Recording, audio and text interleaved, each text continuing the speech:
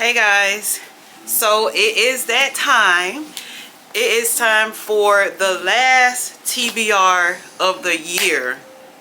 Yes, y'all, the last TBR of 2024, which is my December TBR. So, as y'all know, I am a huge mood reader, but I am definitely going to challenge myself for this last TBR of the year. And what that challenge is I am going to read what is on my freaking TBR. That is my challenge for the last TBR that I have for the year of 2024. Guys, the year is over. The year is almost over. 2024 is almost gone.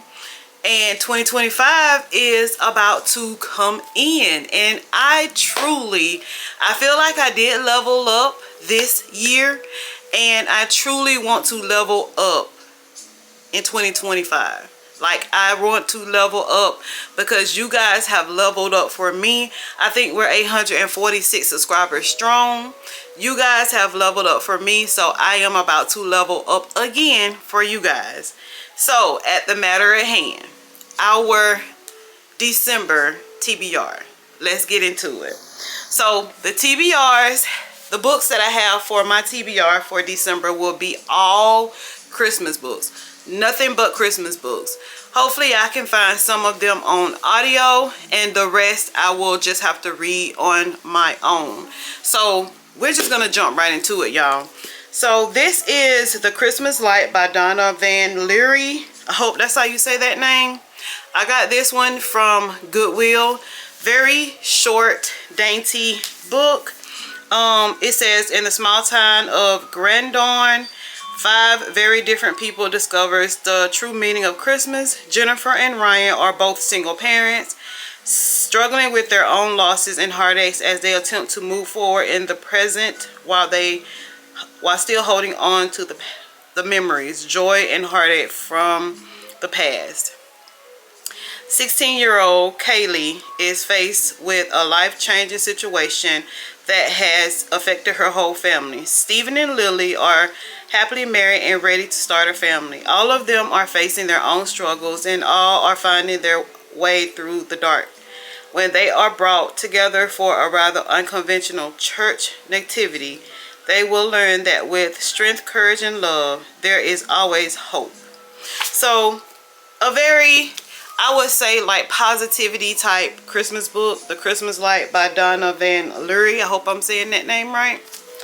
The next one is Love in Winter Wonderland by Abola Bello. I hope I'm saying that name right, but this is the book. Y'all, when I picked this book up from Target, I thought it was just the cutest book. I love the little guy hanging up the Christmas lights, and it looks like the girl there is like writing on the wall.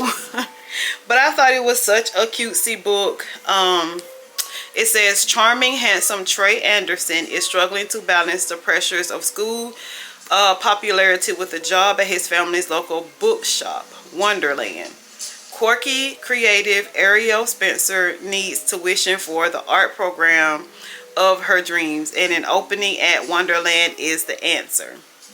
When Trey and Ariel learn that Wonderland is on the brink of being shut down by a neighborhood gentrification, they team up to stop the doors from closing before the Christmas Eve deadline and embark on a hate-to-love journey that will change them forever. Heartwarming and romantic, this read is the gift that keeps on giving no matter the season.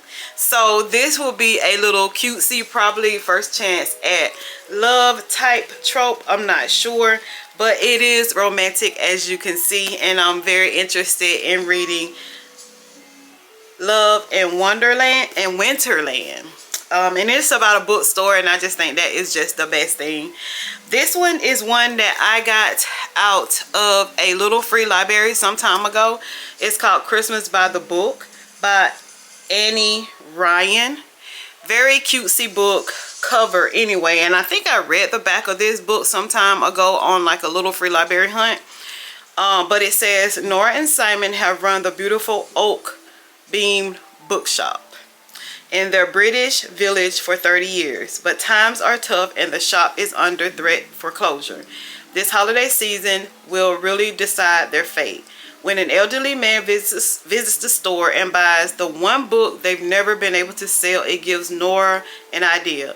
She and Simon will send out books to those feeling down this time of year and lift people's spirit through the power of reading. And guys, that is how I actually lift my spirits. I lift my spirits by reading the books that makes me feel happy, or reading the books of the mood that I'm actually in. That's why I say I'm a huge mood reader. The couple quietly delivers books to residents in the need of festive cheer, including a single dad trying to make ends meet, a teenage boy grieving for his sister, a local politician battling depression, and a retired teacher living on her own. The books begin to give the recipients hope, one by one.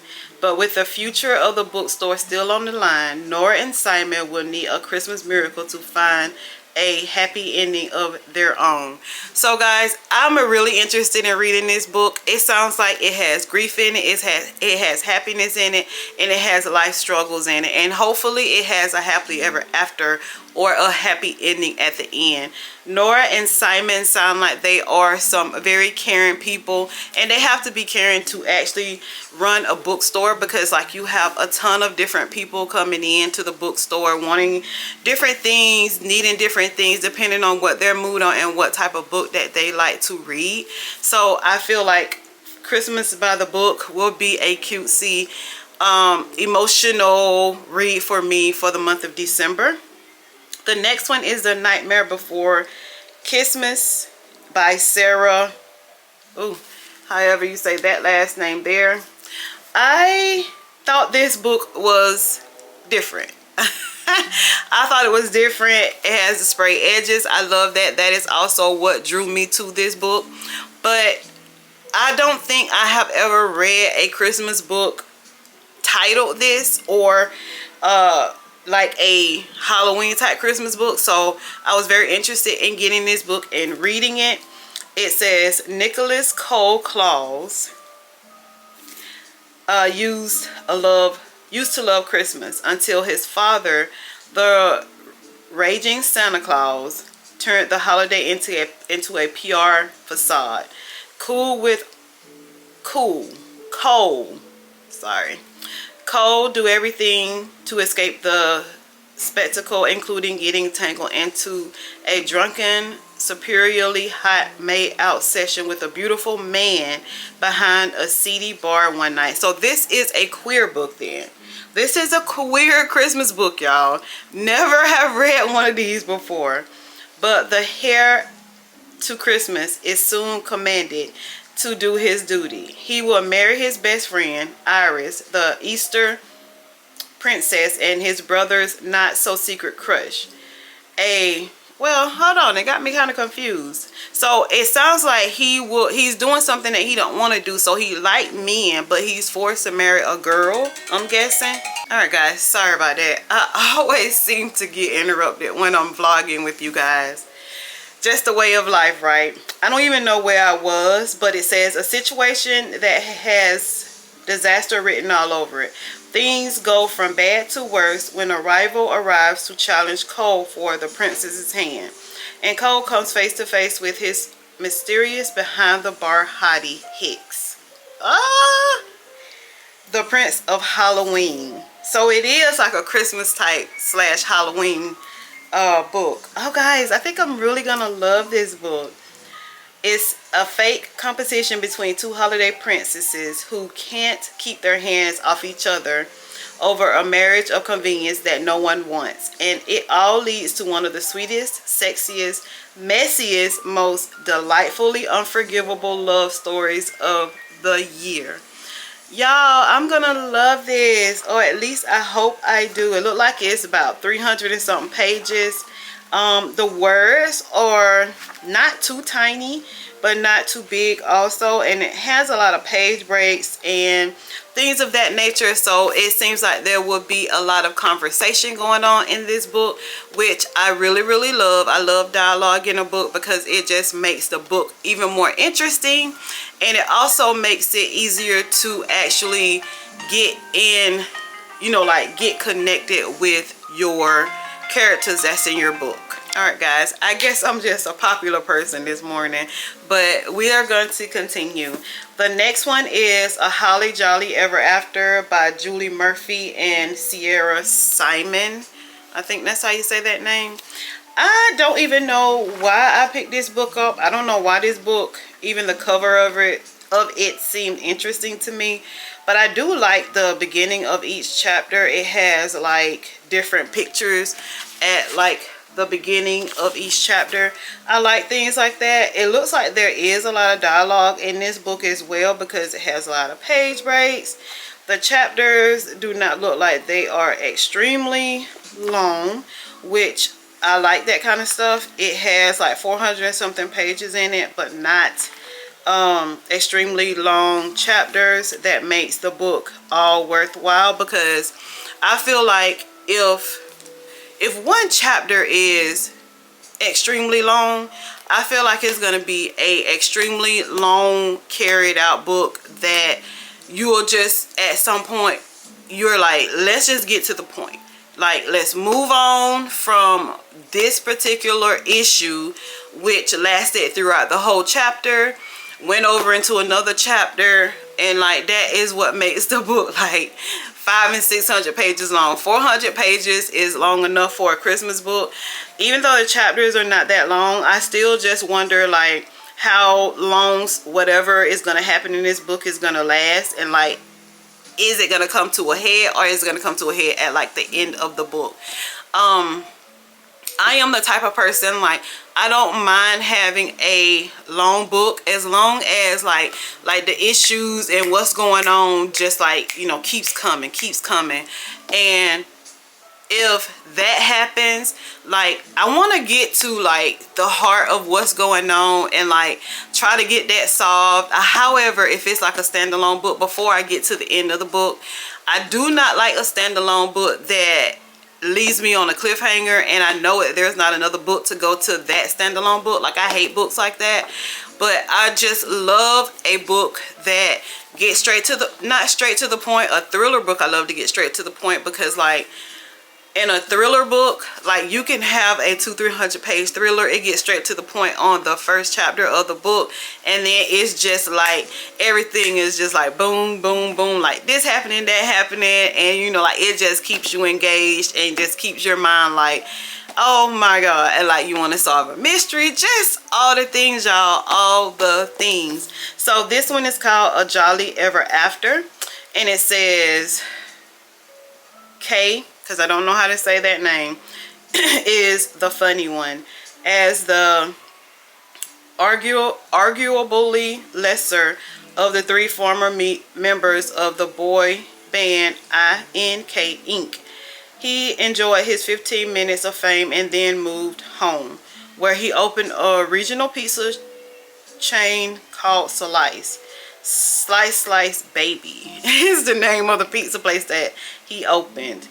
He's living his best dad bod life, hooking up with bridesmaids at all his friends' weddings. But after an old one-off sex tape is leaked and quickly goes viral, Kay decides he's ready to step into the spotlight again, starring in a sexy Santa of the Hope Channel. Wynn Baker did everything right. She married her childhood sweetheart, avoided the pitfalls of adolescent stardom, and transitioned into a stable acting career as an adult. Hell, she even waited until marriage to have sex. But after her perfect life falls apart, Winnie is ready to redefine herself, and what better way to do that than to star in a steamy hot mug of a cedar Christmas movie. Y'all, the back of this book, the synopsis of this book is really not drawing me to this book. I hope I like this book. Like I said in the very beginning, I don't even know why I bought this book. I don't know why this book was even of interest to me. But we'll see. It just sounds like the pages are big. I mean, the words are big in this book, so hopefully that will help me to be able to get through this book. But I don't know, I'm kind of iffy on that book. So the last book of the bunch, and I think I have all of my Christmas books off of my shelves. So the last of the bunch is How My Neighbor Stole Christmas by Megan Quinn. I am very iffy about this book, but I am going to give it a chance because Shaughnessy read this book and she did not have bad things to say about this book, but she said she thought this book was better than what it actually is. So I'm kind of afraid to read this book, but looking at this cover, like, y'all, who cannot want to read this book? So it is called How My Neighbor Stole Christmas by Megan Quinn. And it says every Kringle in Kringletown celebrated Christmas a lot, but Coal Black on Whistling Lane unfortunately did not. So Christmassy, so Christmassy. As his fellow citizens decorate their town brimming with carols and good tidings, Cole wants nothing more than to hibernate the winter away. But his drearily plans are thrown when his Christmas nemesis, Store Taylor, moves in next door to care for her Aunt Cindy. Immediately, the new neighbor turns his life into a real nightmare before Christmas, especially when she decides to enter the town Christmas Crinkle contest in honor of Cindy. And better yet, Story is determined to win. So obviously that makes me know that she will be decorating her aunt's house for Christmas. Over Cole's dead body she will. With help from his friend Max, Cole decides to enter the competition as well. Oh, well, this kind of shocked me because I was thinking that, like, he was gonna probably, like, try to sabotage, like, her decorations so that, like, they won't be as festive as she probably think they is. But it looks like he's gonna enter the contest as well, even though he is not really in the Christmas spirit. To beat Story at her own game by pretending that his hometown grumpy heart is grown 3 sizes this season and he's falling for the girl next door. And unfortunately for Stormy, she has to follow his lead to have a chance at the Christmas Kringle title. But the competition isn't the only thing that heats up. Cole and Stormy's fake relationship becomes very real, and before they know it, they're attempting to hide it from their Auntie Cindy. Things get complicated and competition gets tough, and all it takes is one single night for someone to steal it all. Wow, I think that's gonna be kind of cute, y'all. But I do kind of feel what Shaughnessy is saying, because, like, it is 466 pages long, almost 500 pages long. The words are kind of small, y'all, but they do have, like, I guess these are like text messages or something between Max and Cole. So, like, there is a lot of dialogue in here, y'all. I love a book that has pictures in it like this. I just think it is just so cool. And it looks like it has pictures like that, like, throughout the book. I really do like stuff like that. I feel like that makes the books more interesting, especially when they are as long as they are, or as this one is. But like I said, we will see. Shaughnessy had me a little scared because of, like, what she said she thought about the book. Like, it's just, like, drawn out, and it's just all about the competition that the town is having. And I do honestly get that, but from the way I'm reading it, it seems like it's all about the competition that the town is having, but it's also, like, kind of like all about a fake dating trope and actually finding true love as well. And, like, I really do like books that has things of that nature in it. Like, I just think that is just so romantic, so cool. So we'll see what I think about How My Neighbor Stole Christmas. I think it might be a really cutesy read for me, but I will see once I actually start reading this book. And y'all, those are all the books that I'm reading for the month of December. I don't have a large amount of books that's on this TBR because, like I said, I am a huge mood reader. And also, I just wanted to challenge myself for the end of the year to read what is actually on my TBR, because half of the time I do not read all of the books that's on my TBR.